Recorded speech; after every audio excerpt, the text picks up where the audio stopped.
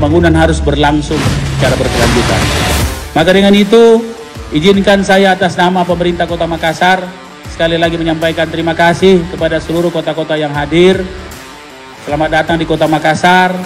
Kami telah membranding Kota Makassar ini dengan branding yang baru setelah perintah Bapak Presiden pada Rakor Februari yang lalu dengan nama Kota Makan Enak.